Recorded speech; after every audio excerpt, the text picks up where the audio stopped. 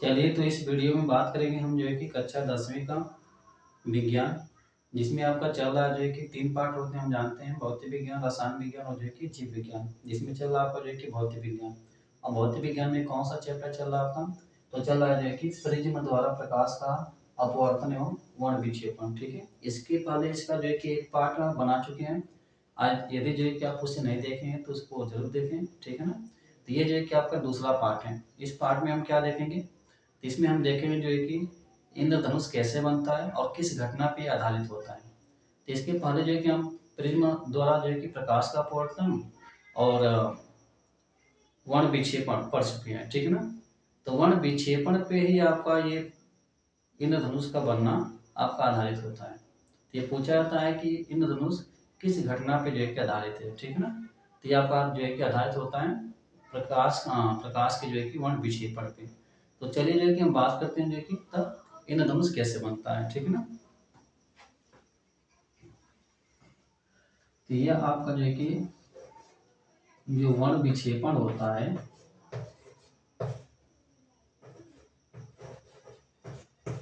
वर्ण विक्षेपण,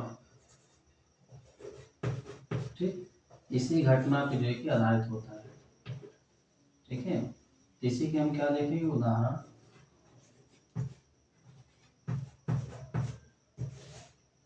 तो उदाहरण क्या है जो है कि आपका इंद्रधनुष का बनना।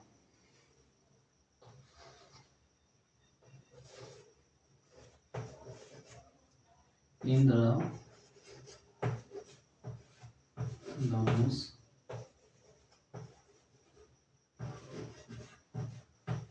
का बनना, ठीक। तो चलिए देखते हैं। तो इंद्रधनुष जो है कि बनता कब है?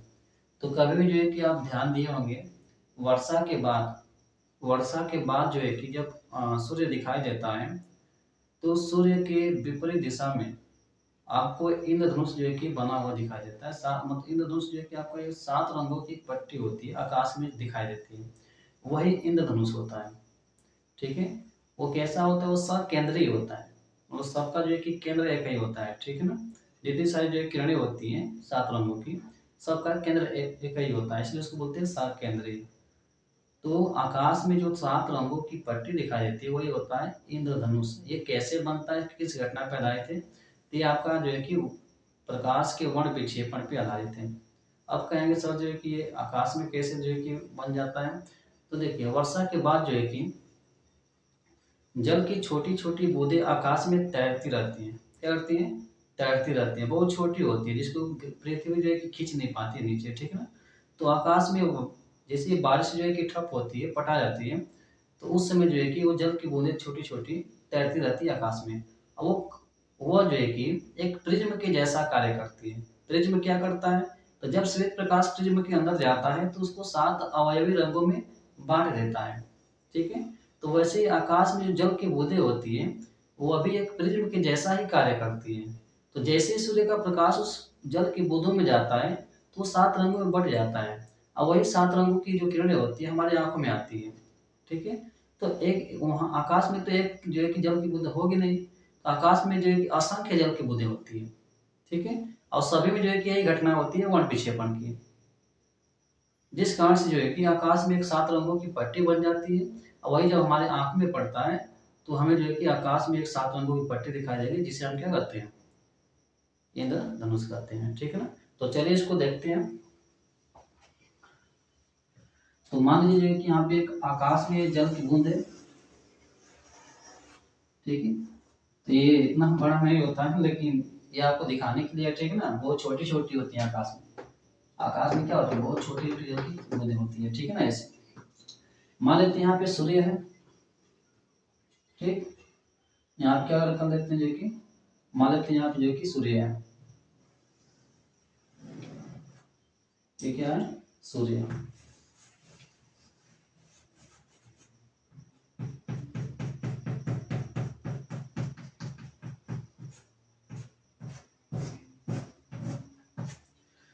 सूर्य से जो है कि ये प्रकाश किरण जा रही है,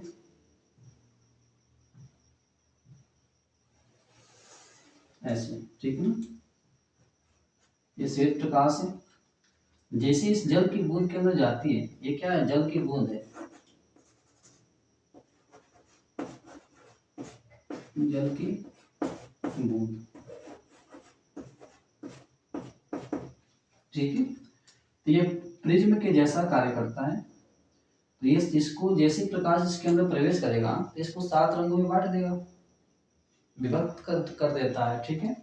तो देखिए ये, अब देखिए ये तो जल हो गया, इधर जो है कि हवा है, ये जो है कि आपका सघन का काम करेगा, और ये जो है कि विरल का। तो ये अभिलंब की तरफ झुक जाती है, मतलब इसमें थोड़ा सा जैसे अभिलंब खींचेंगे ऐसे तो झुक जाएगी थोड़ा सा, ठीक है। और ये 7 रंगों में जो है कि बट भी जाती है, इस प्रकार से जाएगी। तो सबसे ऊपर कौन सी किरण होती है, लाल किरण होती है, ठीक है ना। कौन सी होती है, लाल किरण, जिसको हम दिखा देते हैं आर से। और यहाँ पे जो है कि सबसे नीचे कौन सी होती है, बैगनी होती है, इसका विचलन ज्यादा होता है, इसके पहले वीडियो में हम बात कर चुके हैं, ठीक है। अब ये किरण आती है फिर ऐसे,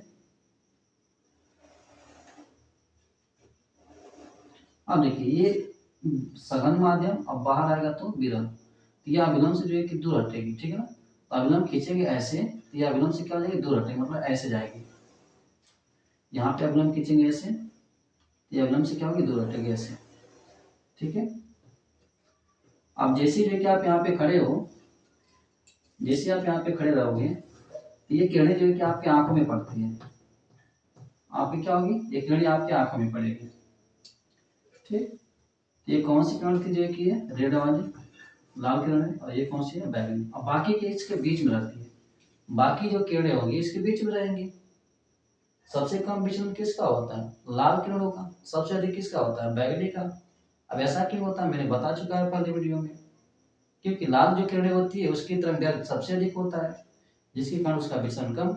अब बैगनी की तरंग दैर्ध्य जो है कि सबसे कम होती है, इसके कारण उसका विचलन अधिक होता है, ठीक है।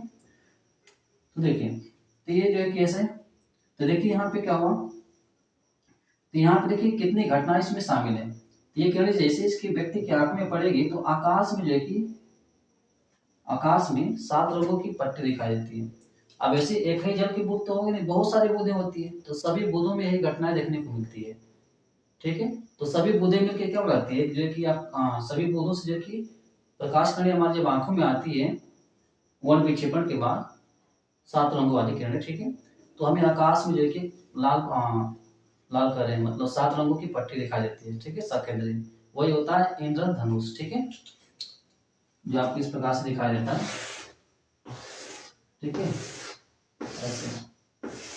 तो सबका केंद्र एक ही होता है, इसलिए बोलते हैं सकेंद्रीय, ठीक है ना। तो इस प्रकार से आपको आकाश में दिखाई देता है। अब देखिए कौन कौन सी घटनाएं इसमें शामिल है। यहाँ पे देखिए हो रहा है प्रकाश का अपवर्तन, क्या हो रहा है, प्रकाश का अपवर्तन। तो यहाँ पे हो रही है अपवर्तन की घटना, अपवर्तन की घटना, ठीक है। और यहाँ पे कौन सी घटना हो रही है, वर्ण विक्षेपण की, वर्ण विक्षेपण।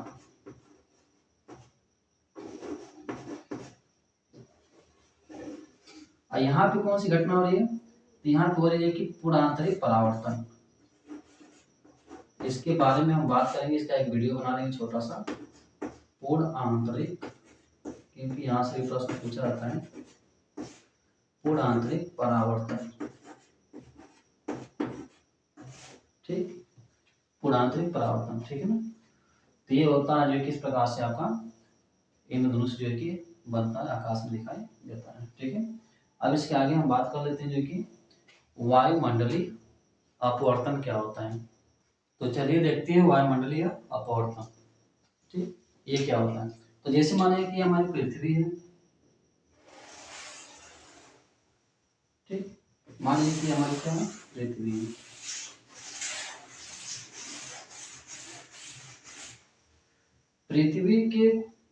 पृथ्वी के सतह से कुछ ऊंचाई तक वायुमंडल पाए, मतलब गैसों का जो है कि मिश्रण होता है, ठीक है, जिसे हम क्या कहते हैं, वायुमंडल। ये मान लीजिए कि वायुमंडल है, वायुमंडल में जो है कि जानते हैं कि धूल के कण, गैस के कण ऐसे मौजूद होते हैं, ठीक है।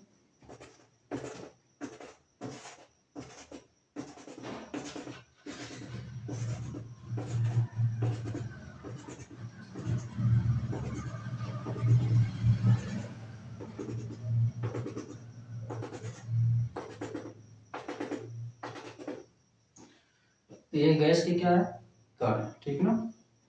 तो देखिए क्या होता है, गैस के अधूर के कण है। अब देखिए क्या होता है कि जैसे जो है कि यहाँ से जैसे मान लीजिए कि सूर्य है,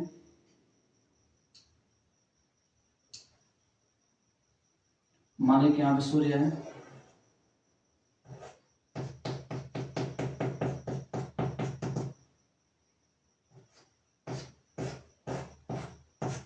ठीक, ये क्या है, सूर्य।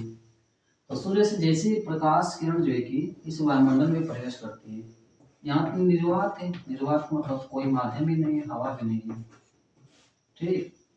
तो जैसे इस माध्यम में प्रवेश करती है तो कहीं पे गैस के कण बहुत पास पास होते हैं, तो कहीं पे दूर होते हैं, ठीक है ना। तो जहाँ पे गैस के कण जो है कि पास पास होंगे, वो आपका जो है कि एक सघन का काम करेगा, डेंसर, ठीक है ना। और जहाँ पे गैस के कण जो है कि दूर दूर होते हैं, वो विरल माध्यम का काम करेगा। तो जब प्रकाश इस जो है कि वायुमंडल में प्रवेश करता है तो कहीं सघन, कहीं विरल, कहीं सघन, कहीं विरल, तो इसी में जो है कि प्रकाश का जो है कि अपवर्तन होता रहता है। क्या होता रहता है, अपवर्तन ऐसे, ठीक है। तो ये घटना कहलाती है वायुमंडलीय अपवर्तन। जब प्रकाश वायुमंडल में प्रवेश करता है तो वायुमंडल में विभिन्न जो है कि घनत्व आदि परतें पाई जाती है, ठीक है। कहीं पे जो है कि जो है कि विरल माध्यम होता है, तो कहीं पे जो है कि सघन माध्यम होता है। जिस कारण से प्रकाश जो है कि वायुमंडल में प्रवेश करता है तो ये अपने पथ से जो है कि कई बार विचलित हो जाता है। ये घटना कहलाती है आपका वायुमंडलीय अपवर्तन। क्या कहलाती है, वायुमंडलीय अपवर्तन कहलाती है, ठीक ना। तो ये होता है वायुमंडलीय अपवर्तन। अब देखिए इसी पे क्या करता है, आपका जो है कि एग्जाम्पल पूछा जाता है इस घटना पे आधारित जो है कि उदाहरण। तो चलिए देखते हैं इस पे आधारित जो है कि उदाहरण, ठीक है।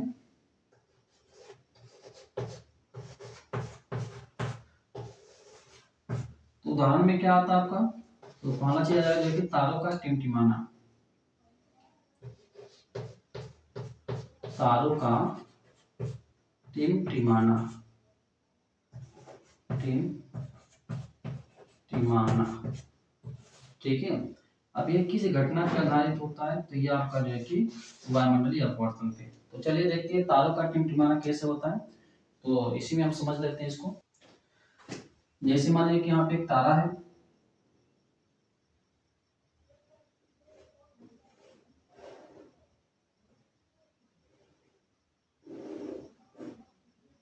बना नहीं पाते हैं, ठीक है। मान लीजिए कि तारा है, ठीक है, ये क्या है, तारा। जब तारों से जो है कि मान लीजिए प्रकाश किरण ऐसे आ रही है वायुमंडल में, ठीक, तारों से प्रकाश किरण ऐसे आ रही है, जैसे ये वायुमंडल में प्रवेश करती है, जैसे मान लो कि आप यहाँ पे हो, खड़े हो, ठीक है। इस प्रकार से मान लीजिए कि आप खड़े हो,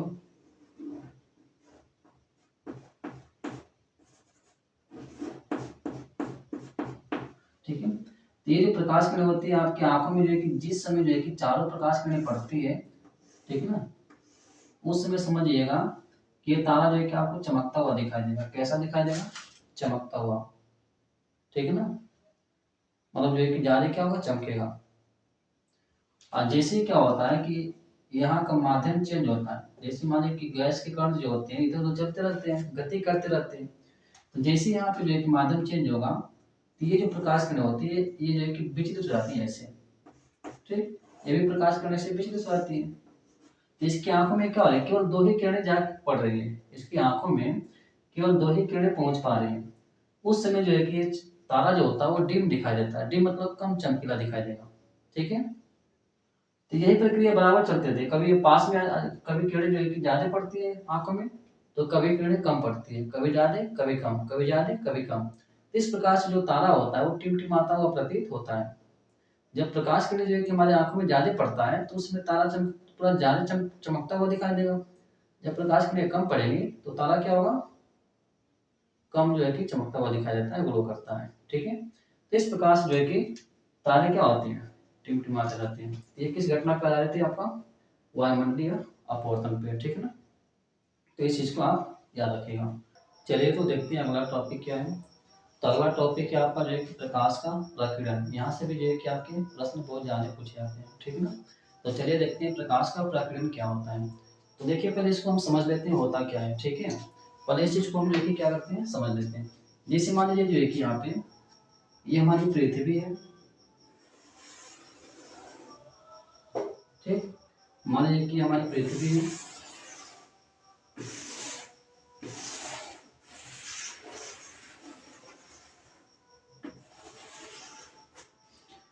पृथ्वी की सतह से, पृथ्वी की सतह से उस ऊंचाई तक गैसों का मिश्रण पाया जाता है। गैसों का क्या होता है, मिश्रण होता है, ठीक। गैसों का क्या पाया जाता है, जो कि मिश्रण। जो गैसों का मिश्रण होता है इसे वो कहा जाता है वायुमंडल। तो पृथ्वी के चारों ओर जो गैसों का मिश्रण पाया जाता है उसे हम क्या कहते हैं, वायुमंडल कहते हैं, ठीक है। इसमें क्या होते हैं जो कि वायुमंडल में गैस के कण होंगे, धूल के कण होंगे, ठीक ना, इत्यादि कण पाए जाते हैं, ठीक। तो देखिए प्रकाश का प्रकीर्णन क्या होता है, तो इस चीज को हम समझते हैं।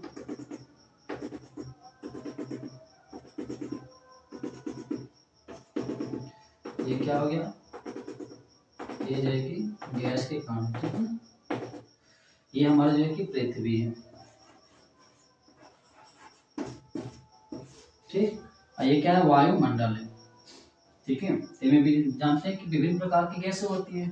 आपका 78% जो है कि नाइट्रोजन होता है, 21% लगभग जो है कि ऑक्सीजन होता है, और 1% में जो है कि अदर गैसें होती है, ठीक है। तो मान लेते हैं कि सूर्य यहाँ पे है, ये मान लेते हैं जो है कि सन हो गया हमारा सूर्य, ये हो जाएंगे हमारे सूर्य देवता, ठीक। क्या हो जाएंगे, सूर्य देवता। तो चलिए देखते हैं। अब जैसे जो है कि ये सूर्य, इसकी लाइट जो है कि जैसे ये वायुमंडल में प्रवेश करती है, देखिए यहाँ तो हवा वगैरह कुछ है नहीं, यहाँ पे हवा वगैरह नहीं, निर्वात है ये। जहाँ पे कुछ नहीं है वहाँ पे निर्वात बोल देते हैं, वैक्यूम। तो यहाँ पे निर्वात है, ठीक। अब यही प्रकाश जैसे जो है कि वायुमंडल में प्रवेश करता है तो यहाँ पे धूल के कण, गैस के कण जो है कि पाए जाते हैं। जैसे ही प्रकाश जो है कि इसमें प्रवेश करेगा तो इन कणों के द्वारा, ठीक है, इन कणों के द्वारा प्रकाश का जो है कि प्रकीर्णन हो जाता है, मतलब विभिन्न दिशाओं में जो है कि प्रकाश फैल जाता है, ऐसे विभिन्न दिशाओं में प्रकाश क्या होता है, ऐसे फैल जाता है, ठीक है। इसी घटना को कहा जाता है प्रकाश का प्रकीर्णन।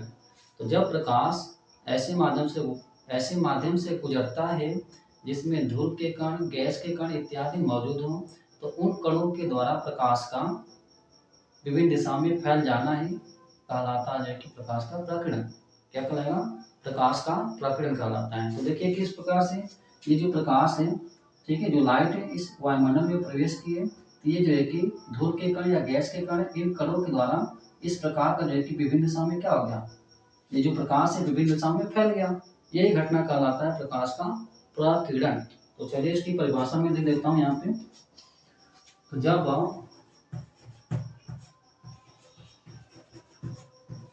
जब प्रकाश किसी ऐसे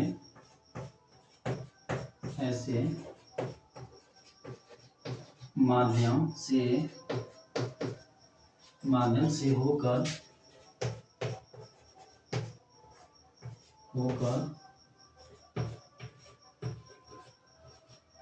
गुजरता है जिसमें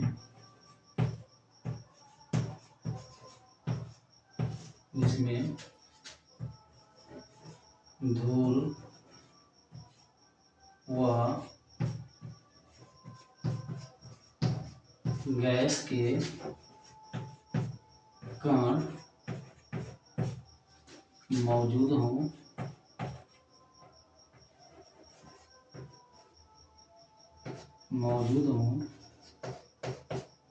और उन कणों द्वारा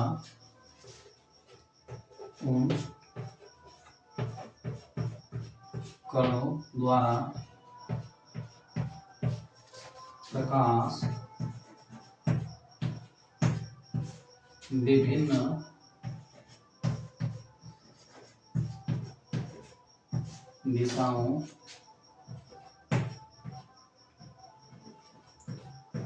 विभिन्न दिशाओं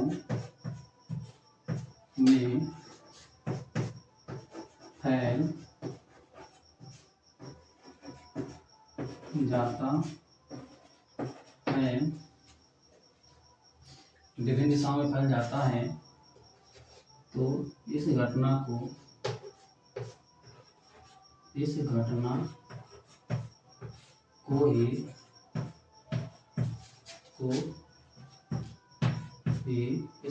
को ही प्रकाश का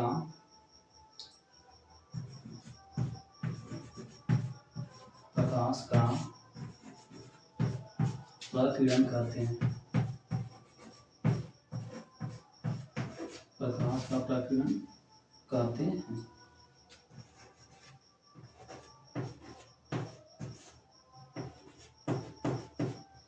ठीक, तो ये इसकी क्या हो जाएगी, परिभाषा हो जाएगी। आप इस तरीके से दे सकते हैं। ये घटना क्या होगी, प्रकाश का प्रकीर्णन। तो एक बार फिर से सुन लीजिए। जब प्रकाश ऐसे माध्यम से गुजरता है जिसमें जो है कि धूल व गैस के कण मौजूद हो, उन कणों के द्वारा प्रकाश विभिन्न दिशाओं में फैल जाता है, यही घटना कहलाती है प्रकाश का प्रकीर्णन। ठीक है ना। तो ये आपका जो है कि वायुमंडल में एक घटना होती है। अब इस घटना पे जो है कि आपके आधारित जो प्राकृतिक घटनाएं होती है वो पूछे जाते हैं। दैनिक जीवन में जो घटनाएं होती है उसके बारे में जो है कि आपका ये पूछा जाता है, किस घटना पर जो है कि कौन कौन सी घटनाएं आधारित है। ठीक है ना। तो चलिए पहले एक चीज और समझ लेते हैं कि जो प्रकाश होता है आप जानते हैं कि 7 रंगों से मिलकर बना होता है। तो सबसे ज्यादा प्रकीर्णन किसका होगा और सबसे कम किसका होगा, इस चीज को हमको ध्यान देना है। तो चलिए मैं जो यहाँ पे नोट करके दिखा देता हूँ। ठीक,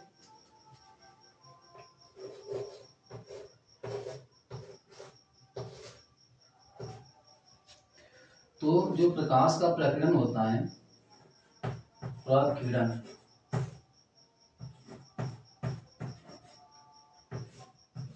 ये जो प्रकीर्णन होता है यह जो है कि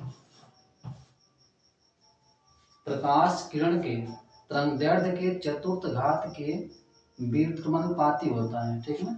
तो किसी भी जो है कि प्रकाश किरण का जो प्रकीर्णन है उसकी तरंगदैर्ध्य के चतुर्थ घात के व्युत्क्रमानुपाती होता है। अर्थात ले सकते हैं 1/, जो है कि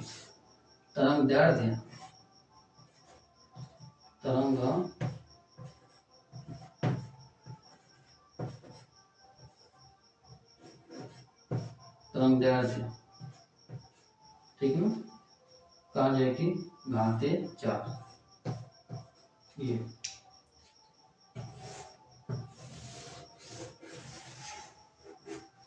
अर्थात इसी को हम लिख सकते हैं ऐसे भी। ठीक है, तरंगदैर्ध्य जो है कि अर्थात हम इसको लिख सकते हैं यहाँ पे, चलिए ठीक है, यहाँ पे लैम्डा से दिखाते हैं इसको। ठीक है, इस चीज को याद रखिएगा, इसको किससे दिखाते हैं, लैम्डा से। तो देखिए इसका कहने मतलब क्या है, तो जो लाल किरण होती है और जो बैगनी किरण होती है, ठीक है ना, तो लाल किरण की जो तरंगदैर्ध्य होती है बैगनी से दोगुनी होती है। बैगनी से कितनी होती है, दोगुनी। ठीक है, तो यहाँ पे देखिए क्या होगा, तो यहाँ पे जो पूछा जाए कि सबसे ज्यादा प्रकीर्णन किसका होगा, तो यहाँ पे मैं लिख देता हूँ सबसे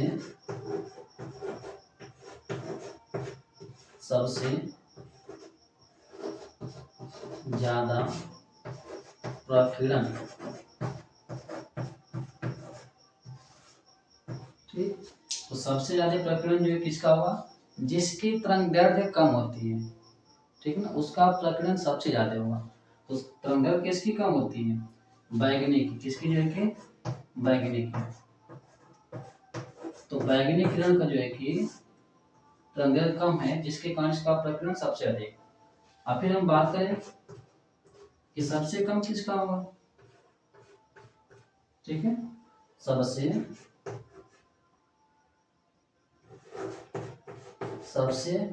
कम प्रकीर्णन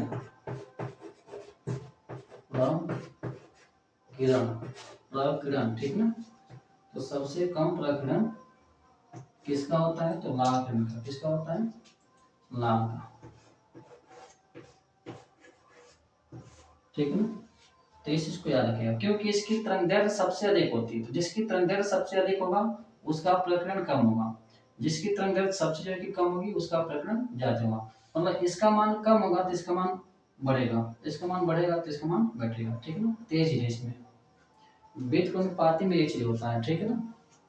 अब चलिए देखिए, जो बैगनी होता है और जो लाल किरण है, तो लाल किरण की तरंगदैर्घ्य बैगनी से दोगुनी होती है। कितनी होती है, दोगुनी। तो यहाँ पे देखिए, अब दोगुनी रखेंगे यहाँ पे, तो यहाँ पे देखिए, यहाँ पे एक चीज पॉइंट मिलेगा आपको। दोगुना का मतलब क्या होगा, प्रकीर्णन जो है, प्रकीर्णन लाल का जो है कि इससे दोगुना है, लाल का इससे जो है कि दोगुना जो है कि तरंगदैर्घ्य है, मतलब लेमड़ा जो है, ठीक है, इसका जो है कि दोगुना है, तरंगदैर्घ्य जो है कि दोगुना है किसका, लाल का, ठीक है ना। तो यहाँ पे देखिए प्रकीर्णन क्या हो जाएगा, यहाँ पे तो 1/2 ठीक है। तो यहाँ पे हो जाएगा कि 1 जो है कि 1 कितना, 2 का मतलब 16 हो जाएगा, 1/16, ठीक है। तो हम कह सकते हैं कि जो लाल किरण होगी उसका प्रकीर्णन बैगनी से 16 गुना कम होगा। क्या होगा, 16 गुना कम होगा। या ऐसे भी बोल सकते हैं कि बैगनी का प्रकीर्णन लाल की अपेक्षा 16 गुना अधिक होगा। कितना, 16 गुना अधिक होगा। तो ऐसे भी जो है कि आपका प्रश्न पूछा जाता है, ठीक है। तो लेकिन आप ये याद रखिएगा कि सबसे ज्यादा किसका होगा, तो बैगनी का। क्यों होता है, तो इसकी तरंगदैर्घ्य कम होती है सबसे, सबसे ज्यादा जो है कि, और सबसे कम जो है कि प्रकीर्णन जो है कि किसका होता है, लाल का। किसका होता है, लाल का। क्यों, क्योंकि इसकी तरंगदैर्घ्य जो है कि सबसे अधिक होती है। तो बैगनी की तरंगदैर्घ्य कम होने के कारण प्रकीर्णन ज्यादा है, और इसका तरंगदैर्घ्य जो है ज्यादा होने के कारण इसका प्रकीर्णन कम होता है, ठीक है। तो ये पॉइंट याद रखिएगा, विकल्पी प्रश्न बहुत ज्यादा बनते हैं यहाँ से, ठीक है ना। तो इस घटना पे आधारित जो है कि आप क्या करेंगे, इस घटना पे आधारित जो है कि हम देखेंगे जो है कि एग्जाम्पल, ठीक है ना, उदाहरण देखेंगे। जैसे आकाश नीला क्यों दिखाई देता है, ये बहुत ज्यादा पूछा जाता है। सूर्योदय और सूर्यास्त के समय सूर्य लाल क्यों दिखाई देता है, ठीक है। ये सारी चीजें हम बात करेंगे, तो आप चाहो तो इसको नोट कर सकते हैं। चलिए तो देखते हैं जो है कि प्रकाश का जो प्रकीर्णन है उस पे जो है क्या, उस घटना पे आधारित जो घटनाएं होती है प्रकृति में उससे हम देखेंगे। जैसे कि आकाश का नीला दिखाई देना, ठीक है ना। तो आकाश नीला क्यों दिखाई देता है इसके बारे में हम बात कर लेते हैं। तो ये जो है कि आधारित है आपका प्रकाश के प्रकीर्णन के ऊपर, ठीक है ना। प्रकाश के प्रकीर्णन के कारण जो है कि आपका आकाश नीला दिखाई देता है, ठीक है। बहुत लोगों का, पहले जमाने के लोगों का मानना था कि आकाश जो है नीला इसलिए दिखाई देता है कि पृथ्वी पे जो है कि समुद्र है, उसी समुद्र के जो है कि परावर्तन से जो है कि आपका, ठीक है, आपका आकाश जो है कि नीला दिखाई देता है। तो वो सब चीजें नहीं है। तो चलिए हम इसको साइंस के माध्यम से जो है कि हम क्या करते हैं, इसको समझते हैं कि इसके पीछे साइंस क्या है, ठीक है। चलिए तो देखिए क्या है, ये है जो है कि मान लेते हैं सूर्य, और ये है जो है कि वायुमंडल, और ये क्या है, पृथ्वी है। ये है जो है कि वायुमंडल, ठीक है ना। इस बात को याद रखिएगा, ये क्या है, वायुमंडल है, ठीक। तो जैसे ही प्रकाश हमारे सर के ऊपर होता है, ठीक है ना, जैसे मान लो कि यहाँ पे व्यक्ति है, जैसे ही प्रकाश हमारे सर के ऊपर होता है, तो यहाँ से जैसे ही प्रकाश इस वायुमंडल में प्रवेश करेगा, लाइट, ठीक है। तो यहाँ पे आपको पता है कि बहुत सारे जो है कि धूल के कण, गैस के कण होते हैं। तो उन कणों के द्वारा ये जो है कि इसका प्रकाश, जो बैगनी किरण होती है और जो ब्लू होती है, नीला, ठीक है ना। तो बैगनी और नीला का बहुत ज्यादा प्रकीर्णन हो जाता है, बहुत ज्यादा क्या हो जाता है जो है कि प्रकीर्णन, जिस कारण से जो है कि बैगनी और नीला जो है कि आकाश में बिखर जाती है, आकाश में क्या होती है, बिखर जाती है, ठीक है। और वही जो है कि उसी कारण से जो है कि ये जो सारे कण होते हैं वो चमकने लगते हैं, और वही प्रकाश किरणें जब हमारे आंख में पड़ती है, वही प्रकाश किरणें जब हमारे आंख में आके पड़ती है, तो पूरा जो है कि आकाश आपको कैसा दिखाई देता है, उस समय नीला दिखाई देता है, क्योंकि बैगनी और नीला का जो है कि प्रकीर्णन हो जाता है बहुत ज्यादा, ठीक है, जिस कारण से पूरा हमारा आकाश क्या जैसा दिखाई देता है, नीला नीला दिखाई देता है। ठीक है, और बाकी किरणों किरणों का उतना प्रकीर्णन नहीं हो पाता है, क्योंकि हमारे सर के ऊपर है ना सीधे, तो दूरी कम तय करनी पड़ती है, जिस कारण से जो है कि बाकी किरणों का उतना प्रकीर्णन नहीं हो पाता है जितना कि बैगनी और नीले का होता है। ठीक है, अच्छा अब यहाँ पे सोचने वाली बात ये है, ये तो घटना हो रही है वायुमंडल में, तो जहाँ पे वायुमंडल नहीं होगा तहाँ पे ये घटना होगी कि नहीं होगी? इसका उत्तर क्या होगा? नहीं। जैसे चंद्रमा हो गया, तो चंद्रमा पे जो है कि वायुमंडल नहीं पाया जाता है, इसी कारण से जो है कि जब चंद्रमा पे आप जाओगे तो वहां से देखोगे तो आकाश आपको कैसा दिखाई देगा? काला दिखाई देगा। तो जो अंतरिक्ष या जो वैज्ञानिक होते जाते हैं चंद्रमा पे, ठीक है, रिसर्च करने के लिए, तो उनको आकाश जो है कि चंद्रमा पर से कैसा दिखाई देगा? तो काला काला दिखाई जाता है। तो ये प्रश्न बहुत पूछा जाता है कि चंद्रमा पर से जो है कि आकाश कैसा दिखाया जाता है? काला दिखाया जाता है। या ऐसे पूछ देता है कि अंतरिक्ष यात्रियों को आकाश कैसा दिखाई देता है? तो काला। ठीक है ना, तो इस बात को याद रखिएगा। हमारे पृथ्वी पर भी जो है कि वायुमंडल वायुमंडल नहीं होता तो ये घटना नहीं होती, तो हमें भी आकाश कैसा दिखाई देता? काला दिखाई देता। लेकिन वायुमंडल नहीं रहेगा तो हम लोग जीवित कैसे रहेंगे? ठीक है, बात तो ये भी है। तो चलिए, तो यहाँ पे हमने समझ लिया कि आकाश नीला क्यों दिखाई देता है। अब जो है कि एक चीज और समझते हैं। क्या समझेंगे? एक घटना और देख लेते हैं। ठीक है, तो कौन सी घटना होगी? तो घटना यह है कि सूर्यास्त, सूर्योदय, ठीक है, सूर्योदय तथा सूर्यास्त, सूर्योदय तथा जो है कि सूर्यास्त, ठीक है ना, सूर्योदय तथा सूर्यास्त के समय सूर्य लाल क्यों दिखाई देता है?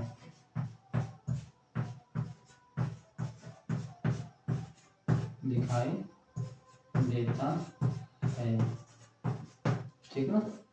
तो ये प्रश्न ऐसा भी पूछा जाता है। तो चलिए देखिए, तो दिन में तो दोपहर के समय में आकाश नीला दिखाई देता है, लेकिन अब क्या है, सूर्य उदय और सूर्यास्त के समय सूर्य कैसा दिखाई देता है? तो उस समय जो है कि लाल दिखाई देता है। ठीक है ना, तो इसके पीछे क्या है, तो इसके पीछे साइंस को भी यहाँ पर भी समझ लेते हैं। तो ये भी जो है कि आपका इसी घटना पे आधारित है। चलिए इसको भी देख लेते हैं हम लोग। तो जैसे मान लीजिए कि सूर्य जो है कि अब ढल रहा है यहाँ पे, ठीक है ना, यहाँ पे क्या हुआ, जो है कि सूर्य यहाँ पे ढल गया, मान लीजिए यहाँ पे आ गया, ठीक, ये सूर्य जो कैसे आ गया यहाँ पे, शाम हो गई चाहे सुबह हो गई, जो भी हो, ठीक, तो ये हो गया जो कि सूर्य। अब देखिए क्या होगा कि जैसे ये सूर्य जो है कि यहाँ से लाइट निकलेगी, प्रकाश ऐसे जाएगा, ठीक है ना, ये तो अभी निर्वात है, अब जाएगा वायुमंडल में। जैसे ही वो वायुमंडल से जो है कि जाता है, जो कि हमारे आंखों तक पहुंचता है यहाँ से ऐसे, ठीक ना, तब तक जो है कि इसमें बहुत सारे, इसके मार्ग में बहुत सारे धूल के कण, गैस के कण जो है कि पड़ेंगे।